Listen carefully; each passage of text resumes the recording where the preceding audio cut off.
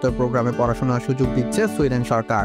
Sweden Institute scholarship for global প্রফেশনালের SI scholarship আওতায় নির্বাচিত শিক্ষার্থীরা এই বৃত্তি পাবেন। বাংলাদেশ সহ বিশ্বের 31টি দেশের শিক্ষার্থীরা এই বৃত্তির জন্য অনলাইনে আবেদন করতে পারবেন।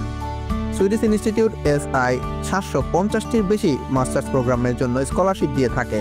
সম্পূর্ণ অর্থায়িত এই স্কলারশিপে স্নাতকোত্তর প্রোগ্রামের সময় 1 বা 2 বছরের হতে পারে।